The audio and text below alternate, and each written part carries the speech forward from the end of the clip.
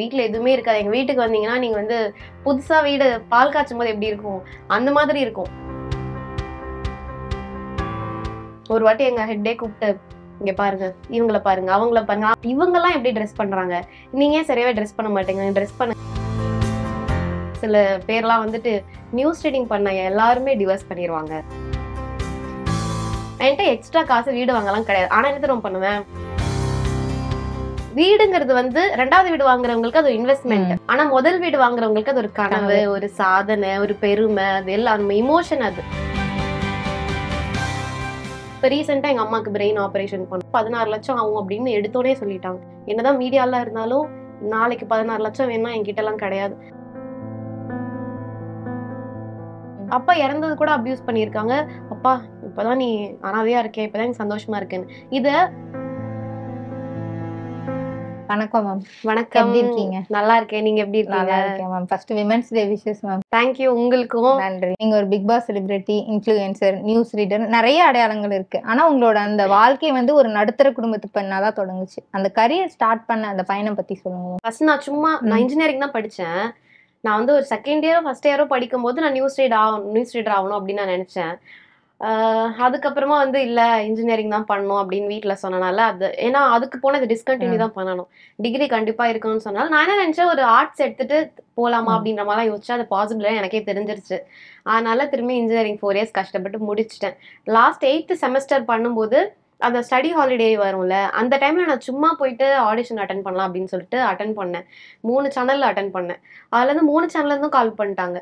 அப்ப என்னால நம்பவே முடியல. சும்மா தான் அட்டன் பண்ணேன். ஃப்ரெண்ட் போனாங்க, கூடவே நானும் போனேன். அப்புறம் பார்த்தா 3லயும் கிடைச்சிச்சு. அவங்களுக்கே ஆக்சுவலி கிடைக்கல, எனக்கு கிடைச்சிருச்சு. அப்ப நான் 3 இன்டர்வியூமே அட்டன் பண்ணேன்.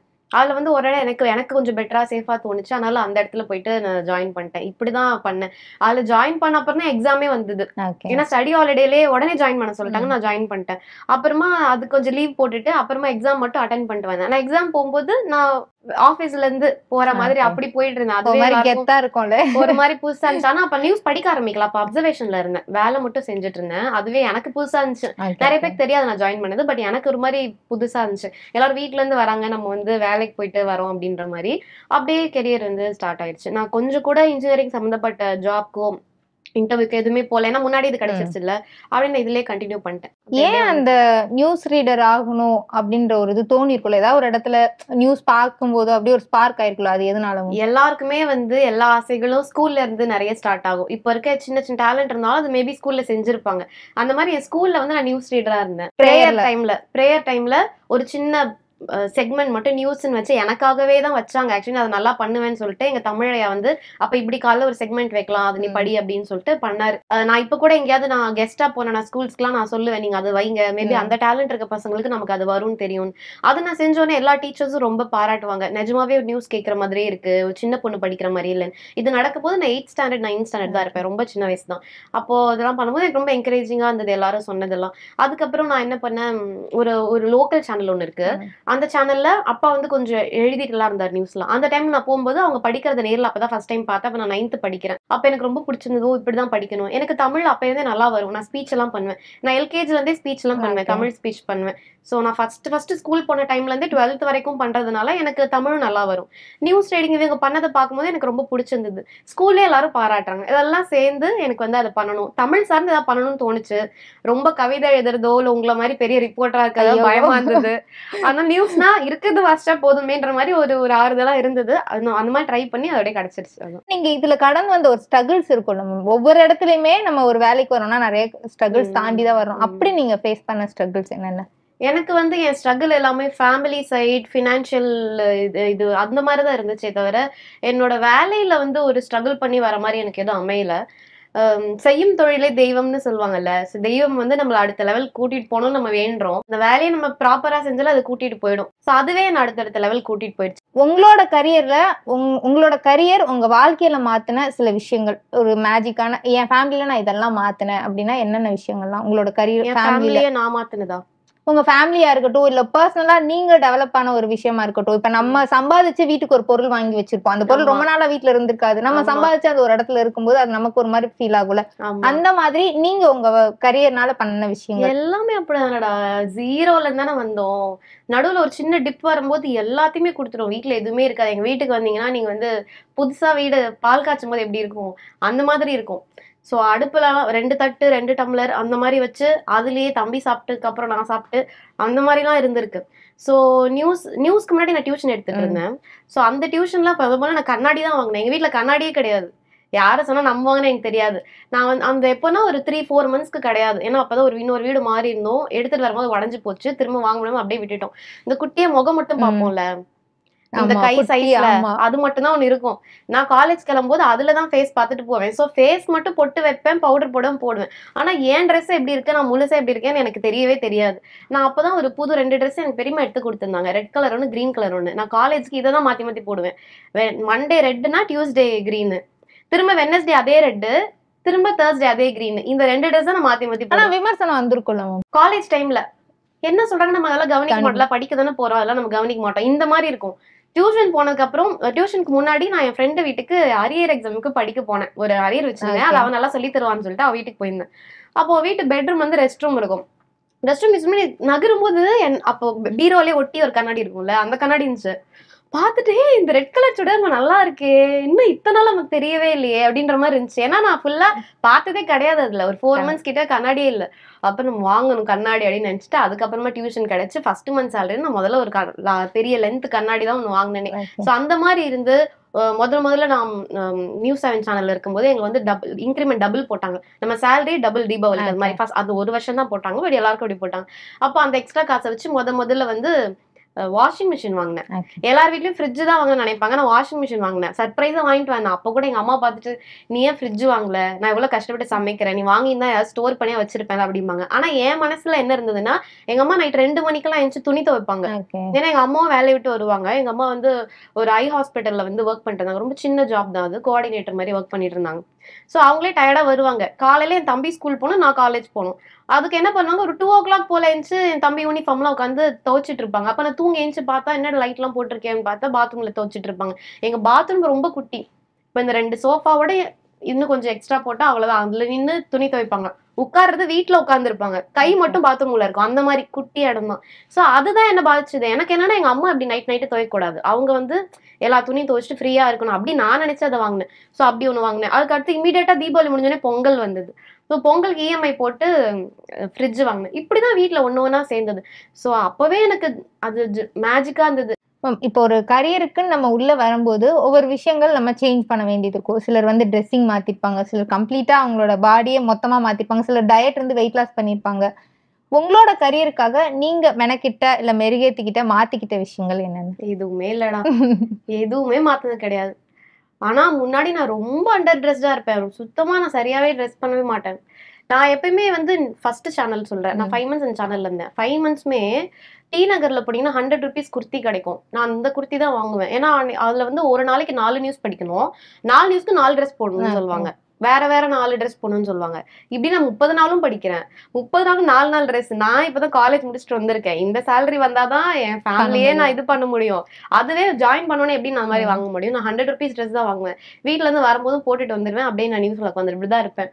ஒரு வாட்டி எங்க ஹெட்டே கூப்பிட்டு, இங்க பாருங்க, இவங்கள பாருங்க, அவங்கள பாருங்க, அவங்கலாம் வந்து ஆஃப் ஸ்கிரீன்ல இருக்கவங்க, சும்மா கம்ப்யூட்டர் தான் ஒர்க் பண்ணுவாங்க. அவங்களை காட்டி இவங்க எல்லாம் எப்படி ட்ரெஸ் பண்றாங்க, நீங்க ஏன் சரியாவே ட்ரெஸ் பண்ண மாட்டேங்க, ட்ரெஸ் பண்ணுங்க அப்படிலாம் சொல்லி சொன்னாங்க. அது ஆனாலும் என்னால அதெல்லாம் ஃபாலோ பண்ண முடியல. நமக்கு நேச்சுரலாவே அது கிடையாது இல்லடா அதெல்லாம் பண்ணணும்னு. நான் எப்பயுமே துணி என்ன காயுதோ வேற ட்ரெஸ்ஸோட பேண்ட்டும் வேற டாப்பும் காயும், அது 2 எடுத்துட்டு வந்து போட்டுப்பேன். நான் அது கான்சியஸா அதை பண்ணணும்னே நான் நினைக்கவே மாட்டேன். ஹேர் நான் ஸ்ட்ரைட்னிங் கூட லைஃப்லயே நான் பண்ணது கிடையாது. இப்ப நிறைய கேர்ள்ஸ்க்கு வந்து அவங்களுக்கு வந்து மாறணும்னு தோணாது. பட் ஆனா அடுத்தவங்க வந்து இப்ப நீங்க சொன்னீங்களா, அவங்கள பாருங்க, இவங்கள பாருங்க, இவங்கள பாருங்க, அந்த மாதிரியான ஒரு சூழல எல்லா கேர்ள்ஸுமே கடக்குறாங்க. அதனாலதான் அவங்க நிறைய சேஞ்ச் ஆகுறாங்க. அப்படிப்பட்ட இடத்துல நிக்கிறவங்களுக்கு நீங்க சொல்ற ஒரு விஷயம்னா என்ன சொல்லுங்க? மத்தவங்க வந்து நம்மளோட கான்பிடென்ட்டை உடைக்கிறாங்க. உடையணும்னு அவசியம் கிடையாது. இதுதான் நம்ம முகம், இதுதான் நம்மளோட அடையாளம். இப்போ ஃபேஸ்னா வந்து இந்தியன் ஸ்கின் டோன் நம்ம. அப்ப நம்ம பிம்பிள் வரும், பிக்மெண்டேஷன் வரும், டார்க் ஸ்பாட் வரும், under eyes circle, dark circle வரும். நம்ம வந்து நிறைய உழைக்கிறோம், வெளியே போறோம், வரும், நமக்கு எல்லாமே தான் வரும். இது நார்மலைஸ் பண்ணிக்கணும். இன்னொன்னு அந்த மேக்கப் போட்டு நம்ம மறைச்சுக்கணும், நம்ம போய் அழகா காட்டிக்கணும் அப்படிலாம் நினைக்கணும்னு அவசியம் இல்ல. அவங்க அப்படி இருக்காங்க. ஒரு பொண்ணுனா இப்படிதான் இருக்கணும் அவங்க இருக்காங்க. அது அவங்களோட தாட்ஸ்ல அவங்க கம்மியா இருக்காங்க. அதுக்கு நம்ம ஈடு கொடுத்து தீனி போடணும்னு அவசியம் கிடையாது. நிறைய பெண்களுக்கு இப்போ மிடில் கிளாஸ்ல இருந்து நம்ம வெளியே வரும்போது நம்மளோட பேக் போன் வந்து அப்பா அம்மா ஃபேமிலி அப்படிதான். மத்தவங்க விமர்சனம் பண்ணாலும் நீ போ எனக்கு தெரியும் அப்படின்ற அந்த தைரியத்தை அவங்கதான் நமக்கு முதல்ல கொடுத்துருப்பாங்க. உங்க அம்மா அப்பா பத்தி சொல்லுங்க. சோ அவங்க இல்லாம யாருமே பொழைச்சு வீட்டுல இருந்து மேல வர முடியாது இல்லையா? சோ அவங்கதான் ஒரு கூட்டுக்குள்ள இருக்க இது மாதிரி நம்மள வளர்த்து அவங்க நம்மள ஆளாக்குறாங்க. சோ வளர்ந்ததுக்கு அப்புறம் அவங்கள நம்ம பாத்துக்க வேண்டியது ரொம்ப இம்பார்ட்டன்ட். அண்ட் என்னோட தாட்ஸ் நான் எப்பயும் சொல்லும் போதும் யோசிச்சாங்க. நியூஸ் ரீடிங் பண்ணும்போது இன்ஜினியரிங் படிச்சிருக்க, நீ ஏன் நியூஸ் ரீடிங் பண்ற? அப்புறம் சில பேர்லாம் வந்துட்டு நியூஸ் ரீடிங் பண்ண எல்லாருமே டிவோர்ஸ் பண்ணிடுவாங்க. சிறப்பு. ஆமா, அப்பெல்லாம் எனக்கு அப்பதான் 20 இயர்ஸே ஆகுது, 20 வயசே ஆகுது. அதுக்குள்ள அப்ப நீயும் வளர்ந்தீனா இல்ல. நான்லாம் இப்ப கல்யாணத்தை பத்தி யோசிச்சது கூட இல்ல. அப்பதான் எஜுகேஷன் முடிச்சுட்டு வெளியே வரோம். இப்படி எல்லாம் சொல்றாங்களே அப்படின்ற மாதிரி இருக்கும். ஆனா அது வந்து நம்ம ஒரு ஜெனரலைஸ்டா எடுத்துக்க முடியாது இல்ல. அவங்கவுங்க லைஃப் அப்படியே வாங்கினாலும் அதுல என்ன தப்பு இருக்கு? அவங்க லைஃப்ல என்ன பிரச்சனை நமக்கு தெரியாத அவங்க வாங்கியிருக்காங்க. அதனால நம்மளும் அப்படிதான் இருப்போம். அவங்க சொல்ற தப்பு, அதனால அதை ஏத்துட்டு பண்ணக்கூடாதுன்னு அதெல்லாம் கொஞ்சம் மீறிதான் பண்ணேன். ஆனா அதுக்கப்புறம் அதுல சக்சஸ் ஆக ஆக அவங்களுக்கு அது பிடிச்சிருச்சு. அதனால எல்லாருக்குமே ரொம்ப ப்ரௌட் தான். எல்லாருமே ரிலேட்டிவ்ஸ் ஆகட்டும், அம்மா அப்பா எல்லாருமே ரொம்ப ப்ரௌட் தான். ஆக்சுவலி நான் ரீசெண்டா ஒரு வீடியோ வந்து உங்களோடது ட்ரெண்ட் ஆச்சுல மேம். வீடு பத்தி, நீங்க சொந்த வீடு பத்தி நீங்க பேசின ஒரு வீடியோ. நான் இப்ப கூட அந்த கமெண்ட்ஸ் எல்லாம் எடுத்து பார்த்தேன். எல்லாரும் நானும் இப்படிதான் ஃபீல் பண்ணேன். எனக்குமே பர்சனலா ஒரு மிடில் கிளாஸ் போனா எனக்குமே அதுதான் ஃபீல் ஆச்சு. எனக்கும் ஒரு சொந்த வீடு கட்டணும், இப்படி இருக்கணும், அப்படிதான். அந்த ஸ்பார்க் ஒவ்வொருத்தருக்கும் ஒவ்வொரு இடத்துல இருந்து வரும். உங்களுக்கு முதல்ல ஒரு வீடு வாங்கணும், வீடு கட்டணும்ன்ற ஒரு ஆசை எந்த வயசுல வந்துச்சு, ஏன் வந்துச்சு? சோ அது வந்து நான் நினைச்சே பாக்கல. நீங்க சொல்றது அதானே, பூமியில இருந்து வானம் வரைக்கும் அதானே. அது நான் சத்தியமா நினைச்சு பாக்கல இவ்வளவு பேர் அதை வந்து கேட்பாங்கன்னு சொல்லிட்டு. நிறைய பேர் வந்து அந்த ஆடியோ வச்சு இப்ப ரீல்ஸ் போடுறாங்க. சில பேர் எனக்கு பர்சனலா மெசேஜ் பண்ணி அந்த ரீல்ஸையும் ஷேர் பண்ணுவாங்க. அவங்களும் வந்து நானும் சீக்கிரம் வீடு வாங்குவேன், உங்களோட ஆடியோ போட்டு நானும் வந்து ரீல் போடுவேன்க்கா அப்படின்லாம் அனுப்புவாங்க. எனக்கு ரொம்ப ரொம்ப சந்தோஷமா இருக்கும். வீடுங்கிறது வந்து 2வது வீடு வாங்குறவங்களுக்கு அது இன்வெஸ்ட்மெண்ட். ஆனா முதல் வீடு வாங்குறவங்களுக்கு அது ஒரு கனவு, ஒரு சாதனை, ஒரு பெருமை. அது எல்லாம் நம்ம இமோஷன். அது வந்து நம்மளோட பழைய ஜெனரேஷனோட எல்லார் இமோஷனும் கேரி பண்ணி நம்ம அது ஒண்ணு செய்யற மாதிரி. சோ அந்த ஸ்பார்க் வந்து எனக்கு வந்ததை விட பிரபாக்கு தான் ரொம்ப ஆசை. ஏன்னா அவங்க வந்து ஓட்டு வீட்ல இருந்து தான் வந்திருக்காங்க. நான் வந்து ஹவுசிங் போர்டு பொண்ணு. அதாவது இந்த வீடு கட்ட போன மாசம் வரைக்கும் நாங்க ஓட்டு வீட்டுல இருந்தோமா? அப்படி கிடையாது. அங்க இருந்து நம்ம வந்திருக்கோம். அதுக்கப்புறம் அடுத்தடுத்த பரிணாமங்கள் ரெண்ட் ஹவுஸ்ல இருந்துட்டு பட் நம்ம ஒரு வீடு வாங்கணும்ன்ற எண்ணம் வந்து இருந்துச்சு. நான் வீடு வாங்கணும்னு நினைக்கிறவங்களுக்கு எல்லாம் ஒண்ணு சொல்றதுதான், கனவு வந்து விட்டுறவே கூடாது. நான் என்ன பண்ணுவேன்னா, அப்பெல்லாம் என்கிட்ட வந்து ₹1 கிடையாது. கல்யாணம் புதுசுல ₹1 சேவிங்ஸ்ன்னு ஒண்ணு கிடையாது. வர சம்பளம் அப்படியே எங்களுக்கு செலவாயிடும். நகைன்னு எனக்கு ஒண்ணுமே கிடையாது. நான் வந்து 1 பவுன் நகை வந்து முதல்ல ஒரு ஜாப் பண்ணும்போது கொஞ்சம் சேர்த்து வச்சு பழைய ஒரு நகையும் சேர்த்து போட்டுட்டு ஒரு கிராம்ல ஒரு பவுன்ல ஒரு கம்மல் வச்சிருந்தேன். அந்த 1 பவுன் கம்மல் தான் என் கல்யாணத்துலயும் நான் போட்டுருவேன் முகூர்த்தம்ல. அந்த 1 பவுன் கம்மல். அதை விட்டா என் PF வச்சு நான் ஒரு 4 பவுன் நகை வாங்கினேன் என் கல்யாண டைம்ல. இது டவுரியா கொடுக்கல. என்கிட்ட காசு இருக்கு, சேவ் பண்ணிக்கணும்னு நான் வச்சுக்கிட்டது. இந்த 5 பவுன் தான் என்கிட்ட இருந்ததே. என் கல்யாணத்துக்கு இந்த 5 பவுன் தான் நான் போட்டு வந்தேன். எல்லாமே இதான் என்கிட்ட இருக்கு. என்கிட்ட எக்ஸ்ட்ரா காசு வீடு வாங்கலாம் கிடையாது. ஆனா என்ன தெரியும் பண்ணுவேன், நானே போயிட்டு இந்த நெட்ல எல்லாம் பார்த்துட்டு ஹவுசஸ் இருந்துச்சுன்னா அவங்க கிட்ட போன் பண்ணி நான் வந்து பாக்குறேன் லேண்ட்னு சொல்லுவேன். நான் போய் அந்த வீடை போய் பாப்பேன். ஆனா என்கிட்ட காசெல்லாம் கிடையாது. என்கிட்ட கனவு மட்டும்தான் இருக்கு. ஏன்னா அந்த கனவு விட்டுறக்கூடாது. சரி அப்புறம் பாத்துக்கலாம் விட்டோம்னா அது போயிடும். அது இருக்க வரைக்கும் அந்த மனசுல அது இருக்கணும்ன்றதுக்காக எல்லா ஏரியாவும் பாப்பேன். அவங்க நினைச்சுப்பாங்க இப்பவே வாங்க போறாங்க போலன்னு சொல்லிட்டு, மேடம் இங்க மேல இது போட்டு கொடுத்துட்டு போங்க, ஈஸி மேம், பட்டா இது மேம், நாளைக்கு வந்து வரீங்களா ஆஃபீஸ்? வரேன்னு சொல்லிட்டு வந்துடுவேன். இன்னைக்கு பாக்குறனால யாரும் நம்மள வந்து காசு ₹1 கோடி பிடிங்கிட்டு போறது கிடையாது. அதனால நான் வந்து பாப்பேன். அந்த தாட் அது மாதிரி நீங்களும் இருக்கணும்னு நான் அவங்களுக்கு வந்து டிப்பா கொடுக்குறேன். அதை வந்து விட்டுறாதீங்க, அடிக்கடி போங்க.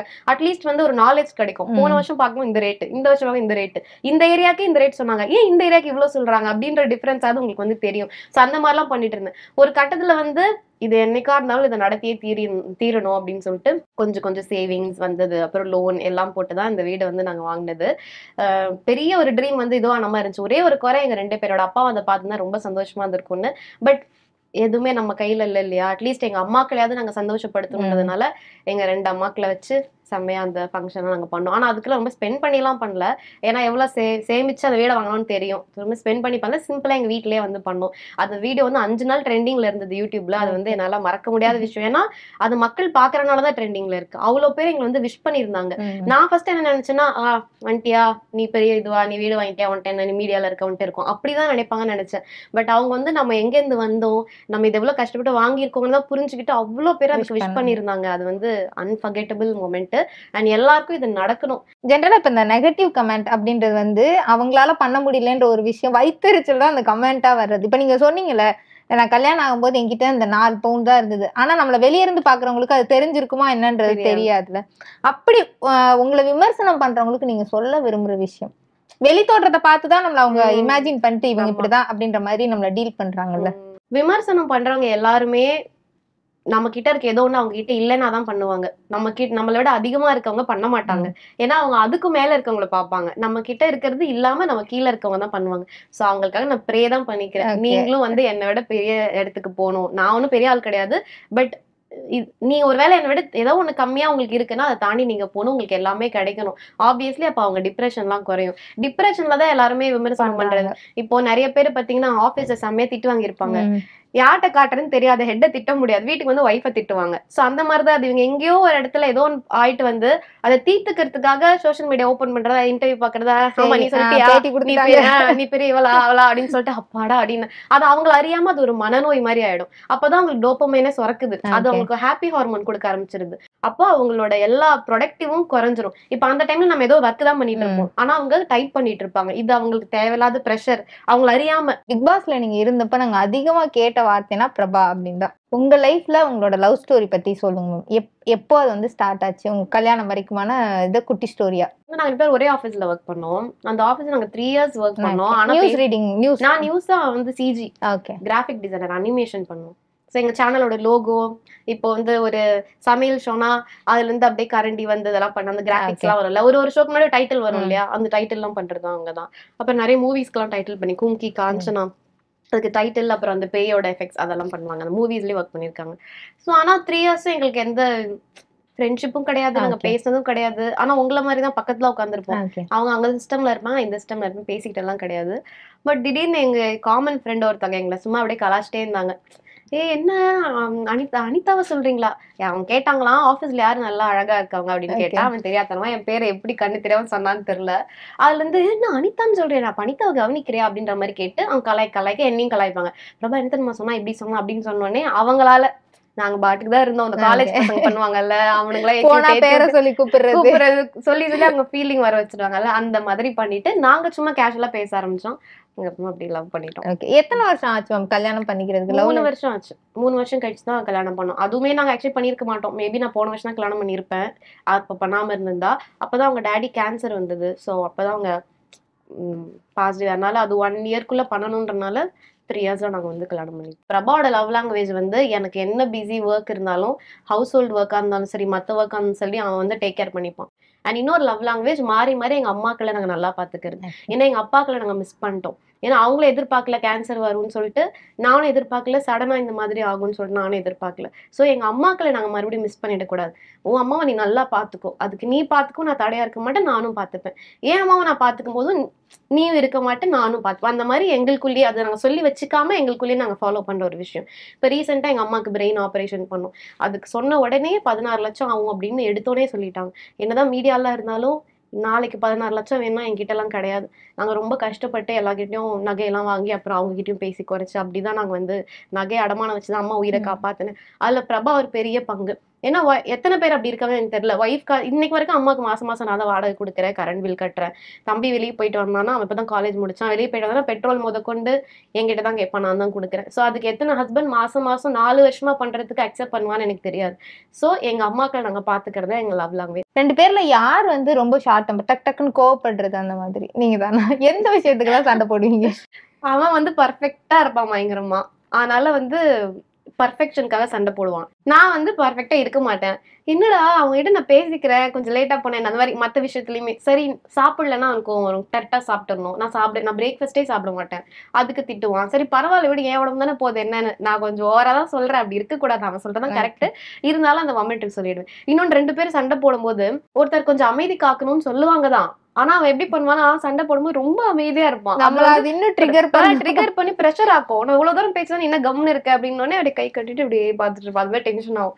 அந்த மாதிரி எல்லாம் மத்தபடி ஒன்னு ஹார்ம்ஃபுல்லா எதுவும் நடந்தது கிடையாது. ஓகே, நீங்க பேசும்போது நீங்க அப்பா பத்தி பேசும்போது சென்சிட்டிவ் ஆகுறீங்க. அப்பாவை எவ்வளவு தூரம் மிஸ் பண்றீங்க? எல்லாத்துலயும் மெயினா ட்ரிப்ஸ்ல தான் நான் மிஸ் பண்ணுவேன். ஏன்னா அவங்களுக்கு வந்து அவங்களும் டிராவல், அவங்களோட மேபி டிஎன்ஏ தான் எனக்கு வந்திருக்கோம் தெரியல, நான் நிறைய டிராவல் பண்றது. சோ எந்த ஊருக்கு போனாலும் அவங்களை இங்க கூட்டு போக முடியல அப்படின்லாம் தோணும். இப்ப பேசும்போது டிராவல் பத்தி சொன்னீங்கல்ல மேம், இந்த டிராவல் நம்ம நிறைய போக ஆரம்பிக்கணும். ஏன்னா நமக்கு சின்ன வயசுல நம்ம எந்த ஊருக்குமே போயிருக்க மாட்டோம். அதிகபட்சம் இந்த ஸ்கூல்ல டூர் கூட்டிட்டு போனாலே கெஞ்ச வேண்டியது இருக்கும். குயின்ஸ்லாண்டு அது எங்க இருந்து வந்து தோண ஆரம்பிச்சது மேம்? எந்தெந்த கண்ட்ரிலாம் இது வரைக்கும் போயிருக்கீங்க? டிராவல் வந்து அதுக்கு முன்னாடி எல்லாம் என்கிட்ட அவ்வளவு பைசாலாம் கிடையாது டிராவல் பண்ண உண்மையா. நான் பிபி போயிட்டு அது உள்ள போனதுக்கு அப்புறம் தான் இனிமே நம்ம டிராவல் பண்ணணும்னு தோணுச்சு. ஏன்னா அதுக்கு முன்னாடி நிறைய விளாக்ஸ் பார்ப்பேன். எங்க வீட்டுல எந்த சீரியலும் ஓடவே ஓடாது. எங்க மாமியார் சீரியல் பார்ப்பாங்க, நாங்க பாக்குற மாதிரி ஓடாது. எங்க மாமியார் கரெக்டா வந்து ஒரு 3-4 சீரியல் வச்சுப்பாங்க கணக்கு. அந்த 4 சீரியலும் பார்த்து முடிச்சிட்டாங்கன்னா எங்க கூட சேர்ந்து டிராவல் விளாக் தான் பார்ப்பாங்க. ஏன்னா நான் பார்த்து அவங்களை பழக்கி விட்டுட்டேன். அதனால அவங்க இப்ப சொல்றாங்க ஃபிளைட்லயே போறதுக்கு முன்னாடியே இதெல்லாம் செக்இன் பேக்ல அலோவ் பண்ண மாட்டாங்களாமா அப்படின்றாங்க. உங்களுக்கு எப்படி தெரியும்? நான் விளாக்ல பார்த்தேன்றாங்க. போவாமே அவங்க சொல்ற அளவுக்கு அவங்க அந்த அளவுக்கு என் கூட சேர்ந்து பழகிட்டாங்க.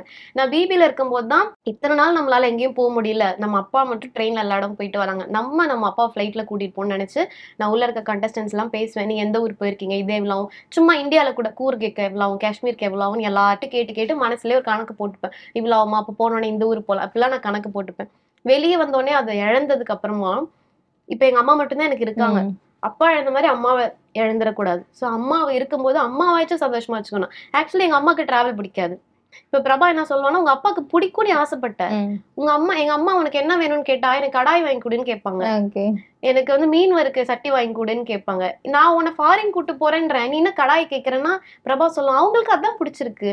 நீ அப்பாவுக்கு நினைச்சது போய் அம்மாவுக்கு செய்யணும்னு நினைச்சா. ஆனா ஒரு பொண்ணா என் மனசு கேட்கல. அதெல்லாம் எனக்கு புரியுதுதான். ஆனா ஒரு பொண்ணா அப்பாவை மிஸ் பண்ணிட்டோம், அப்பா மாதிரி அம்மா விட்டுற கூட அம்மா எல்லா ஊருக்கு கூட்டு போகணும் அப்படின்னு எனக்கு மனசு கேட்கல. 3 months கழிச்சு தான் வெளியே போகணும்னு சொன்னாங்க. அப்பா இதுவானதால 3 months கழிச்சு நான் மூணார் கூட்டிட்டு போனேன். ஒரு எக்கனாமிஸ்ட் கூட இப்ப ரீசெண்டா ஒரு ஷோ பண்ணேன். அவர் சொல்வாரு, நான் எதிர்பார்க்கவே இல்லை. அவர் இதெல்லாம் செலவுன்னு சொல்வாருன்னு நினைச்சேன். அவர் ஒய்ஃபை நான் சின்ன வயசுல கூட்டிட்டு போல, அதுக்கு நான் ஃபீல் பண்றேன். நான் இப்பதான் பேரன் பேத்தியோட அவங்களை கூட்டிட்டு போறேன் அப்படின்னு சொல்லி அவரே சொல்லியிருந்தார். எக்கனாமிஸ்டே சொல்றாங்க டிராவல் நிறைய பண்ணுங்க. இப்போ நீங்க உங்களோட இன்ஃப்ளூயன்ஸ் வீடியோ வந்து இந்த டான்ஸ் பண்ணி நீங்க வீடியோஸ் பண்றீங்களா, அது வந்து பார்க்கவே நல்லா இருக்கு. ஒரு மாதிரி போரிங்கா அப்படிலாம் நிறைய பேர் இந்த ட்ரெஸ்ஸுக்கு இந்த டாப் போடுங்க, இந்த சால் அப்படிதான் வந்து நிறைய பேர் பண்றாங்க. ஆனா ஒரு நீங்க டான்ஸ் பண்ணி பண்ணும்போது, அதுவும் 90sல வந்த பாட்டுக்கு பண்ணும்போது அது இன்னும் பார்க்க நல்லா இருக்கு. அந்த ஐடியா எங்க இருந்து பிடிச்சிங்க? ரெண்டாவது வந்து எல்லாருமே இப்ப ட்ரெண்ட்ல என்ன பாட்டு இருக்கோ அதை தான் போடுவாங்க. நீங்க ஒரு பழைய பாட்டை திரும்பி ட்ரெண்ட் ஆகுறீங்க. அந்த கான்செப்ட் எங்க இருந்து எடுத்தீங்க? 90s kit, pure 90s kit. நானும் பிரபாவும் பார்த்தா பேசாம போறவங்க கூட என்ன பார்த்து அதை அப்படியே காப்பி அடிச்சு பண்ணுவாங்க. அப்ப எனக்கு இன்னும் ரொம்ப பெருமையா இருக்கும். ஏன்னா நேர்ல பார்த்தாலே இவங்க என்ன பார்த்தா பேச மாட்டாங்க. ஆனா என்னோட ஒர்க் பார்த்து அவங்கள ஒருத்தங்க கேட்கறனால அனிதா சம்பத் மாதிரி பண்ணி கொடுங்கன்றனால நீங்க பண்றீங்கல்ல. ஆனா நேர்ல பார்த்தா பேசலாம். ஆனா இது உங்களால பண்ண முடியுது. சோ அந்த டிமாண்ட நம்ம கிரியேட் பண்ணிருக்கோம். அதுல எனக்கு செம்ம ஹாப்பி. நிறைய குட்டி பாப்பாஸ்லாம் அதை அப்படியே பண்ணுவாங்க. அந்த மாதிரி அது எனக்கு ரொம்ப சந்தோஷம். நிறைய பேர் நான் பண்ணதுக்கு அப்புறம் அதே மாதிரி பண்ணிட்டு இருந்தாங்க. அதை பார்த்து ரொம்ப ரொம்ப ஹாப்பி தான். ரொம்ப சந்தோஷம். ஜெலஸ்லாம் எதுவும் இல்ல, என்னடா நம்ம காப்பி பண்றாங்க அந்த மாதிரி இல்ல. நம்ம ஆரம்பிச்சனால தானே பண்றாங்க. அப்ப அவங்களுக்கும் தெரியுது இல்ல, அனிதா பண்ணி தான் நம்ம பண்றோம்னு தெரிஞ்சுதானே பண்றாங்க. அதனால ஒன்னும் பிரச்சனை இல்ல. எனக்கு ரொம்ப சந்தோஷம். நம்ம கிரியேட் பண்ணது இவ்வளவு பேர் ரீச் வந்திருக்கு அப்படின்னு சந்தோஷம் எனக்கு. உங்களோட லைஃப்ல நம்ம லைஃப்ன்றது சேஞ்ச் ஆகிக்கிட்டே தான் இருக்கும். பட் ஆனா இப்ப வரைக்கும் இந்த விஷயத்த நான் எப்படி கடந்து வந்தேன்னு தெரியல, இல்ல இன்னும் இந்த விஷயத்தால என்னால கடந்து வர முடியலன்னா எந்த விஷயத்த ஷேர் பண்ணி? அப்பா இழப்பை என்னால கடந்து வரவே முடியல. நான் நினைப்பேன் எப்படி நம்ம சிரிக்கிறோம், பரவாயில்ல நம்மளாம் சிரிக்கிறோமே அப்படின்னு நான் நினைப்பேன். அது அந்த ஹோல் வந்து இருந்துகிட்டே தான் இருக்கும். அதோட சேர்ந்தே தான் நம்ம எல்லா வேலைகளும் வந்து செஞ்சுட்டு இருக்கோம். அது கடந்து வந்தது கடந்தெல்லாம் நான் வரல. எங்கேயோ ஒன்று போகணும்னு தான் நம்ம அம்மா அப்பா நம்ம கூடவே டிராவல் பண்ணி சப்போர்ட் பண்ணி கொண்டு வராங்க. அந்த இடம் அடைஞ்சதுக்கு அப்புறம் அவங்க நம்ம கூட இருக்க மாட்டாங்க. அத மாதிரி ஒரு கொடுமை வந்து எங்கேயுமே கிடையாது. ஆனா எல்லாரும் அதை கடந்துதான் வரோம். நிறைய பேருக்கு இன்னொரு பொண்ணு மெசேஜ் பண்ணியிருந்தாங்க, எங்க அப்பாவுக்கு வந்து என் பாப்பாவை பாக்கணுங்கிறதான் கனவே. நான் பிரெக்னெண்டா இருக்கும்போது எனக்கு அவ்வளோ தேனு இது எல்லாமே எனக்கு வாங்கிட்டு வந்து கொடுப்பாங்க. எங்க அப்பா இறந்து 2 days கழிச்சு என் குழந்தை பிறந்தது. அது எவ்வளவு பெரிய பெயின். சோ நம்ம பெயின் மாதிரியே நிறைய பேருக்கு பெயின் இருக்கு. நம்ம எல்லாருமே அந்த மனசுல தாங்கிட்டே தான் நம்ம வாழ்ந்துட்டு இருக்கோம். தெரியல, எனக்கு சிலரோட கமெண்ட்ஸ் எனக்கு உங்களுக்கு எப்படி வந்ததுன்னு தெரியல. எல்லார் லைஃப்லயும் தான் இது பாஸ்ட் தானே, கடந்து போற அவங்க கஷ்டமே லைஃப்ல பட்டுக்க மாட்டாங்க. கஷ்டம்னா என்ன அவங்க பார்த்தே இருக்க மாட்டாங்க. அவங்க அப்பாட்ட கேட்டா எல்லாமே கிடைச்சிருக்கும். இல்ல அவங்க கஷ்டத்துக்கு பழகி போயிருப்பாங்க. நான் சாவர வரைக்கும் இப்படிதான் வாழ போறேன், குடிச்சுதானே இதுல என்ன இருக்கு அப்படின்னு இருந்திருப்பாங்க. அவங்களுக்கு நம்ம கஷ்டம் புரியாது. நம்ம கஷ்டம் யாருக்கு புரியும், க்ரோ ஆகும்னு நினைச்சு நடுவில் ஒரு டிப் ஃபேஸ் பண்ணி வரவங்களுக்கு அது புரியும். அது மாதிரி சோசியல் மீடியால இப்போ ஒரு நெகட்டிவ் கமெண்ட் வரும், அதை நீங்க எப்படி கடந்து போறீங்க? ஸ்டார்டிங்ல நமக்கு பார்க்கும்போது என்னடா இப்பெல்லாம் சொல்றாங்களேன்னு இருந்திருக்கும். அது இப்போ அதை எப்படி நீங்க கடந்து போறீங்க? இப்ப வந்து அது அவங்களோட பிரச்சனைன்னு தெரிஞ்சுக்கிட்டேன். ஃபர்ஸ்ட் எங்க மேலதான் ஏதோ பிரச்சனை போல, நம்ம தான் ஏதோ தப்புன்ற மாதிரி நினைச்சிட்டு இருந்தேன். அவங்களோட அபியூஸ் ரொம்ப எக்ஸ்ட்ரீமா இருக்கும்போது ஒரு ஹேட் நார்மலா பண்ணலாம். ஐயோ எனக்கு இந்த பொண்ணை பார்த்தாலே பிடிக்காது பண்ணா அது நான் ரெஸ்பெக்ட் பண்றேன். ஏன்னா எனக்கே நிறைய பேரை பார்த்தா பிடிக்காது, அது ஏன்னு எனக்கே தெரியாது. அப்ப அவங்க என்ன மாதிரி இருக்கலாம், ஏன்னா எல்லாருக்கும் பிடிக்கணும்னு அவசியம் கிடையாது. ஆபீஸ்லயே ஒரு 10 பேர் இருந்தா 5 பேர் பேசுவாங்க, 5 பேர் பேச மாட்டாங்க. அப்ப இது இவ்வளவு பெரிய ரீச் ஆன ஒரு மீடியா, இதுல எல்லாருக்கும் நம்மள பிடிக்கணும்னு அவசியம் கிடையாது. ஆனா அபியூஸ் பண்றாங்கல்ல, அப்பா இறந்தது கூட அபியூஸ் பண்ணியிருக்காங்க. அப்பா இப்பதான் நீ அனாதையா இருக்கே, இப்பதான் நீ சந்தோஷமா இருக்குன்னு. இத ஒரு மனநோயாளியால மட்டும்தான் பேச முடியும். அப்போ உங்களுக்கு தான் மனசளவுல ஏதோ ஒரு பாதிப்பு இருக்கு. பிரச்சனை என் மேல இல்ல, பிரச்சனை உங்க மேல. நீங்க இன்னைக்கு என்ன சொல்வீங்க, அதே நாள் நீங்க இன்னொரு 10 பொண்ணை கூட அபியூஸ் பண்ணிருப்பீங்க. நீங்க பண்ற 100 பேர்ல நான் ஒருத்தி, அவ்வளவுதான். அதனால என் மேல தப்புன்னு அர்த்தம் கிடையாதுன்னு அந்த மெச்சூரிட்டி எனக்கு வந்துருச்சு. அதனால இப்ப அதை நான் பெருசா கண்டுக்கிறது இல்லை. தேங்க்யூ மேம், நிறைய விஷயங்கள் ஷேர் பண்ணிக்கிட்டீங்க. நன்றி மேம். தேங்க்யூ.